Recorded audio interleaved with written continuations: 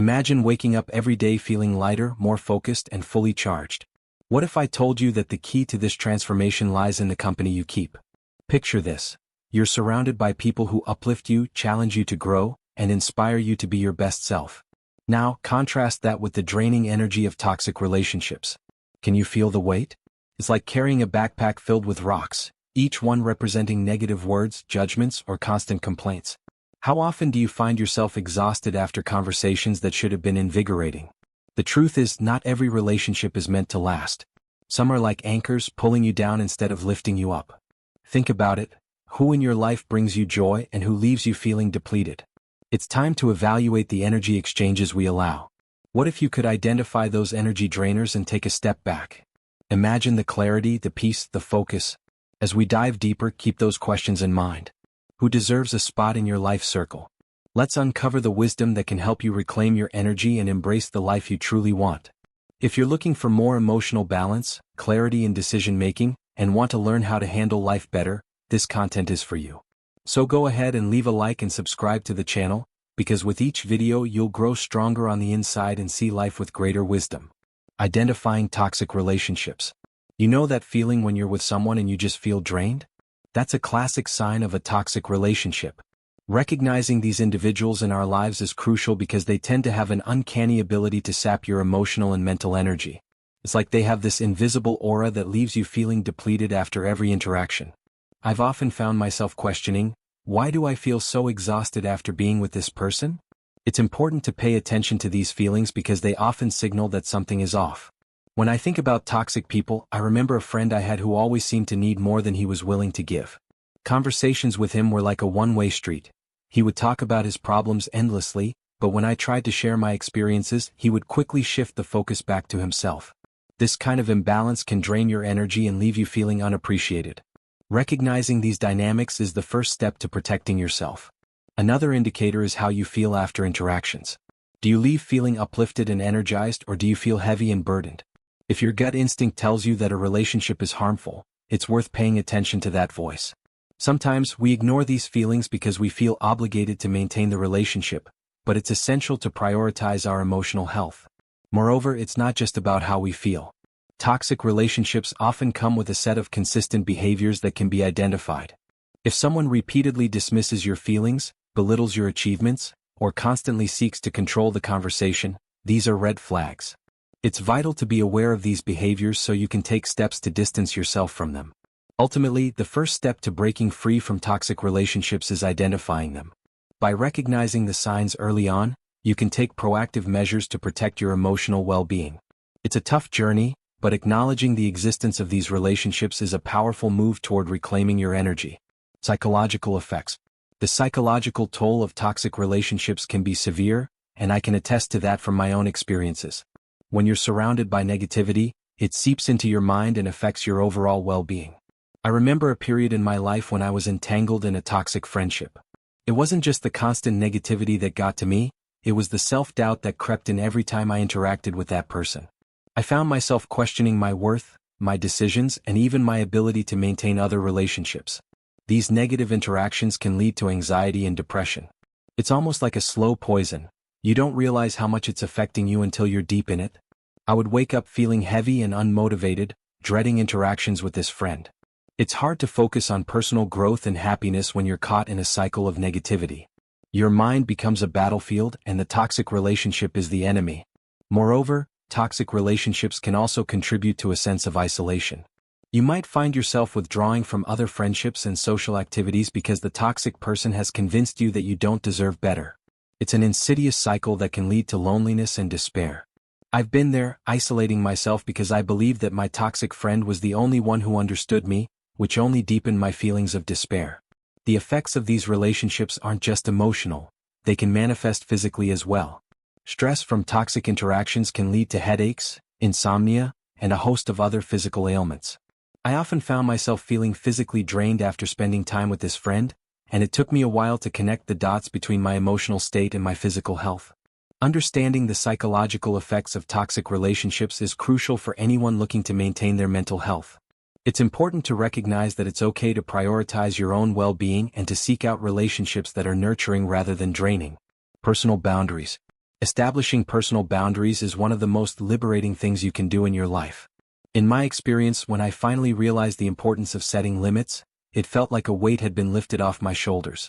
Boundaries are essential for maintaining healthy relationships. They help define what is acceptable behavior and what is not. I often struggled with this concept, thinking that being accommodating was a sign of kindness. However, I soon learned that kindness should never come at the expense of my own well-being. When I started setting boundaries, I noticed a significant shift in my relationships.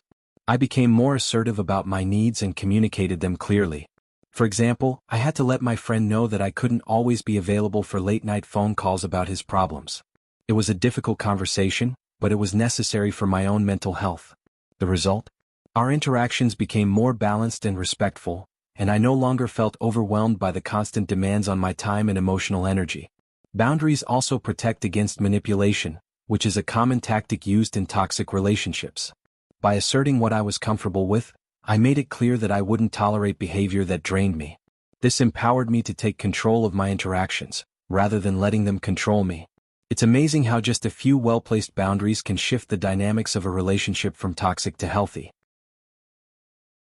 Another important aspect of setting boundaries is self-respect.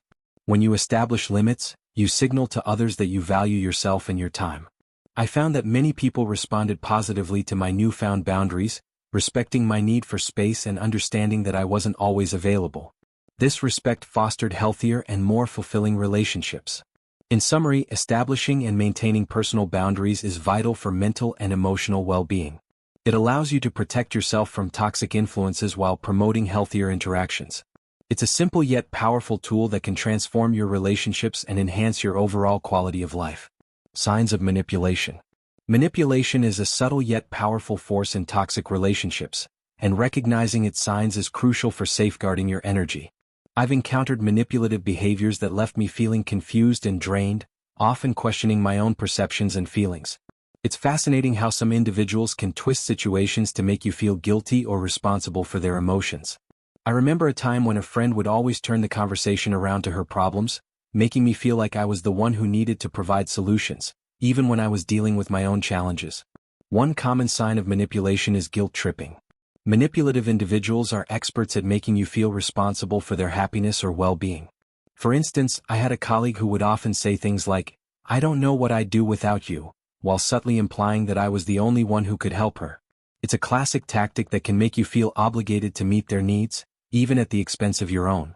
Another red flag is gaslighting, where the manipulator distorts the truth to make you doubt your own feelings or perceptions. I found myself in conversations where my feelings were dismissed as overreactions or irrational. This kind of behavior can lead to significant self-doubt and confusion, making it hard to trust your instincts. It's important to recognize that your feelings are valid, and no one should make you feel otherwise.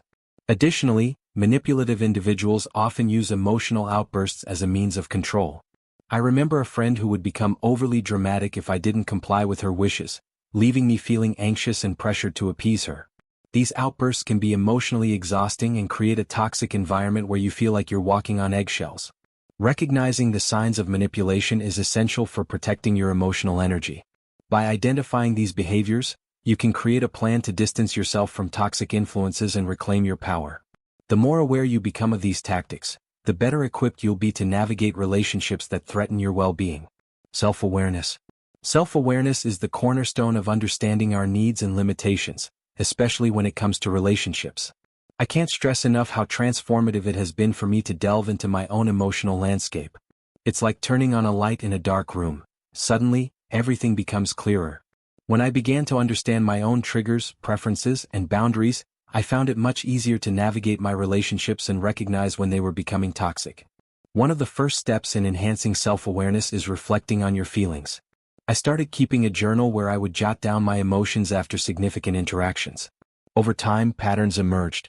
I noticed that certain friends consistently left me feeling drained or anxious. This realization was pivotal.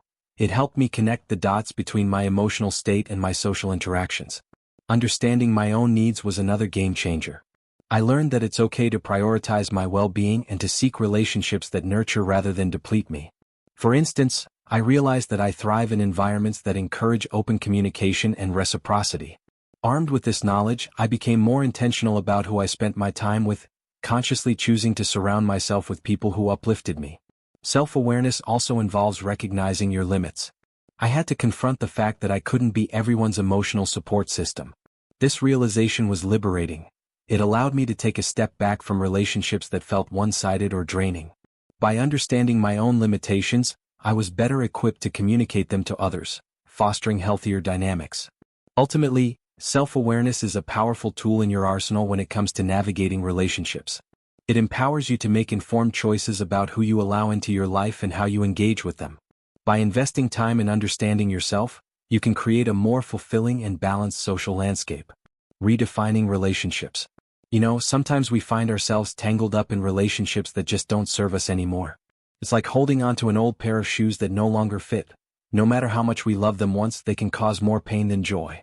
Redefining those relationships can be a daunting task, but it's essential for our well-being. I remember a time when I had a friend who always seemed to drain my energy. It took me a while to realize that it wasn't just a phase, it was a pattern. I started to ask myself questions like, is this friendship uplifting me or holding me back? When we talk about redefining relationships, it often begins with a bit of introspection. We need to evaluate how each person in our lives makes us feel. Are we constantly feeling anxious, guilty, or even exhausted after hanging out with them? If so, it might be time to reconsider the role that individual plays in our lives. I began jotting down my feelings after interactions. It was eye-opening. I could see the patterns emerge and identify who was truly supportive and who was, well, not. Cutting ties isn't always as simple as it sounds. Emotions run deep, and we might feel guilty for wanting to distance ourselves from someone who once was a significant part of our lives. But here's the thing. We owe it to ourselves to prioritize our mental and emotional health. Sometimes it's about making a clean break, while other times, it might involve setting boundaries. I remember having a conversation with that friend, expressing what I felt while also making it clear that I needed some space. It wasn't easy, but it was necessary. The process of redefining relationships is also about replacing those toxic interactions with healthier ones. As I started to distance myself from negative influences, I found new connections that were uplifting. These were people who inspired me, challenged me in a positive way, and shared my values. It was refreshing to surround myself with individuals who brought energy into my life instead of draining it away. At the end of the day, redefining relationships is about valuing yourself and your time. It's okay to let go of what no longer serves you. Embrace the idea that it's not about cutting people off for the sake of it, but rather about making space for those who genuinely contribute to your happiness and growth. When you start to redefine your relationships, you create an opportunity for new, enriching connections that resonate with the person you are striving to become. Empathy versus sacrifice. Empathy is a beautiful trait. It allows us to connect deeply with others. But sometimes, that very empathy can lead us down a slippery slope of self-sacrifice.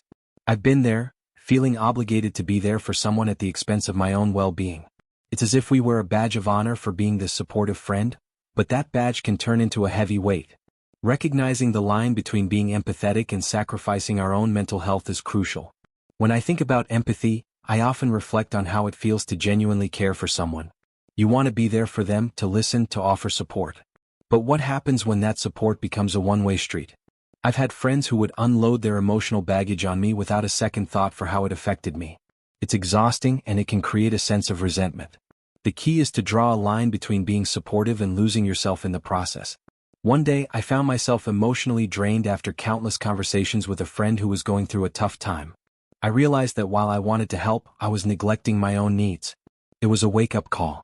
I began to set boundaries, communicating that while I cared, I also needed to take time for myself. It wasn't easy. I feared it might come off as selfish. However, I learned that it's perfectly okay to prioritize my well-being. The balance between empathy and self-care is delicate, but it's essential for healthy relationships. I started practicing self-reflection after conversations. Did I feel uplifted, or did I feel like I had just run a marathon? If it was the latter, it was time to reassess the situation. By understanding my limits, I could engage empathetically without sacrificing my mental health. Ultimately, being empathetic doesn't mean we have to be martyrs. It's about finding that sweet spot where we can support others while still taking care of ourselves. I've learned that by nurturing my own well-being, I'm actually in a better position to help others. It's a win-win. So, let's embrace empathy, but let's also remember that our own health is just as important. Physical effects. It's fascinating how our emotional state can manifest physically. I used to think that my stress and anxiety existed solely in my mind, but then I started noticing the toll it was taking on my body. Relationships that drain our energy can lead to a myriad of physical issues, from headaches to fatigue. I remember a period when I was juggling a demanding job and a toxic friendship, and my body was definitely sending me signals that things were off balance. Stress from toxic relationships can lead to chronic fatigue, which I experienced firsthand. It felt like I was carrying a weight on my shoulders that I couldn't shake off. I would wake up tired even after a full night's sleep. It was alarming to realize that the emotional turmoil I was experiencing was affecting my physical health. I began to connect the dots between my interactions and my well-being. On top of fatigue, I noticed other physical symptoms creeping in. My digestion was a mess, and I found myself constantly tense, with tight shoulders and neck pain. It was a clear indication that my body was reacting to the stress I was under. The funny thing is, I used to dismiss these symptoms as just part of life. But once I started addressing the emotional aspects, I realized how intertwined our mental and physical health truly are. Taking steps to disengage from those toxic relationships not only improved my emotional state but also had a positive impact on my physical health. I noticed that as I set boundaries and started to distance myself from negative influences, my energy levels began to improve. I felt lighter both emotionally and physically. It was a true testament to the mind-body connection. Now, I make it a point to listen to my body. If I'm feeling run down or experiencing unexplained aches, I take a step back and evaluate what might be causing it. Often, it leads me back to my relationships and how they're impacting me. I've learned to prioritize my well-being and recognize that maintaining healthy relationships is crucial for my overall health. It's all connected, and being aware of that connection has been a game-changer for me. Positive social circle. The people we surround ourselves with can have a profound impact on our lives. I've come to believe that a positive social circle is essential for our emotional and mental well-being. It's incredible how energizing it can be to spend time with individuals who uplift and inspire us. I remember when I was surrounded by a mix of supportive friends and toxic acquaintances. The difference in how I felt after each interaction was stark. Creating a positive social circle starts with being intentional about who we allow into our lives. I've learned that it's crucial to seek out relationships that resonate with our values and aspirations. When I made a conscious effort to connect with individuals who shared my interests and passions, I felt a shift in my overall mood and energy. These were people who encouraged me to grow and pursue my dreams, rather than draining me with negativity. Another aspect of cultivating a positive social circle is fostering an environment of reciprocity. I've found that the best relationships are those where both parties support each other. It's not just about taking, it's about giving back as well. I've made a habit of checking in with friends, offering support when they need it, and celebrating their successes. This mutual support creates a bond that enriches both our lives. It's also important to be open to change. Sometimes we outgrow relationships, and that's okay. I've had to let go of certain friendships that no longer aligned with my values or brought me joy. While it was tough initially, I found that making space for new connections often led to more fulfilling interactions. It's all about surrounding ourselves with people who energize us and inspire us to be better versions of ourselves. Ultimately, cultivating a positive social circle is about being mindful of the energy exchanges we engage in. I've learned to prioritize relationships that make me feel good, challenge me, and support my growth. It's a continuous journey, but the rewards of having a positive circle are immeasurable. It's like having a personal cheerleading squad that pushes you toward your best self. Affirmation strategies. Setting boundaries and affirming our needs can be challenging, especially when it comes to distancing ourselves from energy-draining relationships. I've had my fair share of struggles in this area. It's easy to fall into the trap of people-pleasing, where we prioritize others' feelings over our own. However, I've learned that using affirmation strategies can empower us to communicate our needs effectively and maintain our well-being. One of the first strategies I adopted was being clear and direct about my feelings. I remember a time when I felt overwhelmed by a friend's constant demands.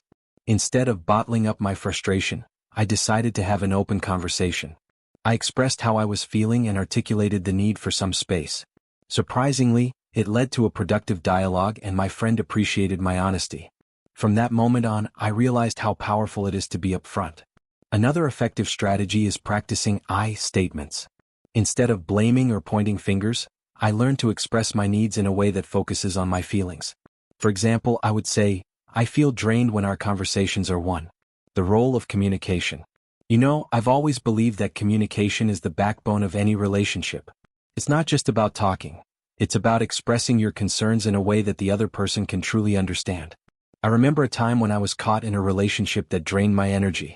I would often feel frustrated because I couldn't articulate how I felt. It was like trying to speak a language that the other person just didn't understand. One day, I decided to sit down and really think about what I wanted to say. I crafted my words carefully, trying to strike that delicate balance between honesty and kindness. When I finally brought it up, I was surprised at how receptive the other person was. It turns out that they had no idea how their actions were affecting me. This experience taught me that clear communication can open the door to understanding, even in the most challenging relationships. It's also important to choose the right time and place for these conversations. I've learned the hard way that bringing up sensitive issues in the heat of the moment rarely goes well. Finding a calm environment where both parties can focus on the discussion makes all the difference. By doing this, I've noticed that people are more willing to listen and less likely to become defensive. But let's not sugarcoat it. Sometimes, despite your best efforts, the other person may still resist. In those moments, you have to be prepared to stand firm in your feelings. I remember a friend who kept pushing back against my attempts to communicate my concerns. It was frustrating, but I realized that I couldn't control their reactions. I could only control how I expressed myself. In the end, effective communication isn't just about getting your point across. It's about fostering an environment where both parties feel valued. The more I practiced this, the more empowered I felt. It's a skill that takes time to develop but pays off in spades when it comes to preserving your energy and emotional health. Energy recovery. After navigating through draining interactions, I found that recovery became essential to my well-being. It's strange how interactions can leave you feeling depleted, almost as if you've physically exerted yourself, even when you haven't. I learned to prioritize recovery time after particularly taxing conversations or encounters. For me, it often meant retreating into my own space, whether there was a cozy corner of my home or a quiet park bench where I could gather my thoughts. There are several practices that have helped me restore my energy. For instance, I started incorporating mindfulness techniques into my routine. Simple things like deep breathing exercises or a short meditation session work wonders for recentering myself. I would sit in silence, focusing on my breath, and gradually I could feel the tension melting away. It became a ritual for me, a way to signal to my body that it was time to recharge. I also discovered the power of physical activity. Whenever I felt particularly drained, a brisk walk or a quick workout did more for my energy levels than I could have anticipated. It's fascinating how movement can shift your mental state.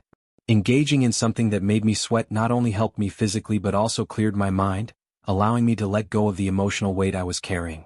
Another essential aspect of recovery is ensuring I surround myself with positive influences. After a draining interaction, I learned to reach out to friends who uplift me. These conversations are light and filled with laughter, a stark contrast to the heaviness I sometimes faced.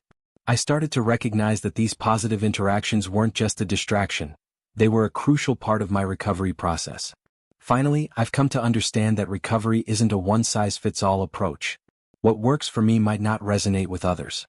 So, I encourage anyone feeling drained to explore different methods of recovery. Could be art, music, journaling, or even just enjoying a good book. The key is to find what nurtures your spirit and helps you bounce back. Impact on personal growth. It's a hard pill to swallow, but toxic relationships can seriously impede your personal development. I used to think that I could rise above any negativity, that I could thrive despite the energy drainers in my life. But as I delved deeper into self-reflection, I realized that these relationships were like anchors, holding me back from reaching my full potential. I remember a time when I was stuck in a job where my boss was incredibly toxic. No matter how hard I worked, it always felt like I was being undermined. I could see opportunities for growth slipping away because I was constantly second-guessing myself. The stress and negativity were stifling my creativity, and I found it increasingly difficult to pursue my interests outside of work. It was a wake-up call that made me realize how much my environment influenced my growth. Personal growth requires a certain level of freedom and support, both of which can be stifled by toxic relationships. I began to understand that I needed to cultivate a mindset that embraced positivity and encouragement. Whenever I reflected on past experiences, it became clear that the most fulfilling relationships in my life were those that challenged me to be better, rather than holding me back. The road to personal growth isn't always smooth, and it often involves hard choices. I had to learn to evaluate the people I surrounded myself with. Were they lifting me up? Were they genuinely happy for my successes? If the answer was no, I knew it was time to reconsider those relationships. It wasn't easy, but by taking these steps, I slowly began to reclaim my journey toward growth. Eventually, I found that removing toxic influences from my life opened up new avenues for personal and professional development. I sought out mentors who inspired me and peers who challenged me in the best possible ways. The more I focused on nurturing positive connections, the more I flourished. It's amazing how liberating it can be to cut ties with negativity and embrace relationships that encourage your growth. Mindfulness and self-care. In a world that often feels chaotic, I've come to appreciate the significance of mindfulness and self-care as vital tools for maintaining my energy. The concept of being present in the moment has transformed how I approach daily challenges. I used to find myself constantly worrying about the future or ruminating on past mistakes, which only drained my energy further. Practicing mindfulness has allowed me to ground myself and appreciate the present. One of my favorite practices is the 5-4-3-2-1 grounding technique. When I feel overwhelmed, I take a moment to identify 5 things I can see, 4 things I can touch, 3 things I can hear, 2 things I can smell, and 1 thing I can taste. This exercise pulls me out of my racing thoughts and back into the here and now. It's a simple yet effective way to reset my mind. Self-care is another critical component that I often overlooked. I used to think that taking time for myself was selfish, but I've learned that it's essential for my well-being. Whether it's indulging in a long bath, reading a book, or simply taking a day off to recharge, these moments allow me to reconnect with myself. I realized that prioritizing self-care isn't just a luxury, it's a necessity for maintaining my energy levels. I also incorporated journaling into my routine, using it as a tool for reflection and self-discovery. Writing down my thoughts and feelings helps me process emotions that might otherwise linger and drain my energy. It's fascinating how putting pen to paper can clarify my thoughts and help me understand what I need to feel balanced and whole. Ultimately, being mindful and practicing self-care has changed how I interact with the world around me. I've become more intentional about the choices I make, focusing on activities that uplift me and distancing myself from negativity. This intentionality not only protects my energy but also enhances my overall quality of life. Professional support. There comes a time when navigating toxic relationships becomes too much to handle alone. For me, that moment arrived when I realized I needed external support. Seeking help from professionals, whether therapists or coaches, can offer invaluable guidance when you're struggling to manage draining relationships. I was initially hesitant about reaching out, fearing that it would mean admitting defeat. But I soon learned that asking for help is a sign of strength, not weakness. When I finally made the decision to engage with a therapist, I was surprised at how much clarity it brought to my situation. They provided a safe space for me to express my feelings without judgment. It was liberating to talk openly about the challenges I faced, and I quickly realized that I wasn't alone in my struggles. The therapist offered insights and strategies that I hadn't considered before, helping me to reframe my thoughts and approach my relationships differently. Another benefit of professional support is that it encourages accountability. I remember discussing specific actions I could take to distance myself from toxic individuals. Having someone to check in with motivated me to follow through on these plans. It's easy to slip back into old habits, but when someone is rooting for you, it makes a world of difference. Additionally, therapy helped me develop coping mechanisms for dealing with difficult interactions. I learned techniques to manage my emotional responses, which empowered me to face challenging situations with greater confidence. The skills I gained not only helped me navigate existing relationships but also prepared me for future encounters that might be similarly draining. Ultimately, seeking professional support has been one of the most impactful decisions I've made in my journey to reclaim my energy. It's a reminder that we don't have to go through life's challenges alone. There are resources available, and reaching out for help can lead to transformative change. As we wrap up today's exploration of energy drainers in our lives, let's take a moment to reflect. Think about it. Who in your life truly uplifts you? Who brings negativity and chaos? The Stoics believed in the power of choice, and that includes choosing who we surround ourselves with. Remember, your energy is your most valuable asset. Protect it fiercely. Now, I want you to consider this. What small changes can you make today to distance yourself from those energy-draining influences? Maybe it's setting boundaries, or perhaps it's simply reducing the time spent with certain individuals. Your peace of mind deserves that effort. And here's a challenge for you. Identify one person or situation that drains your energy and commit to taking action by the end of the week. Will you confront it, or will you create a healthy distance? Engaging with the wisdom of Stoicism empowers us to take control of our emotional landscape. So, let's continue this journey together. Share your thoughts in the comments below. Who or what drains your energy, and how do you plan to handle it? Remember, every step you take towards a more balanced life is a step toward your best self. Stay strong and stay wise.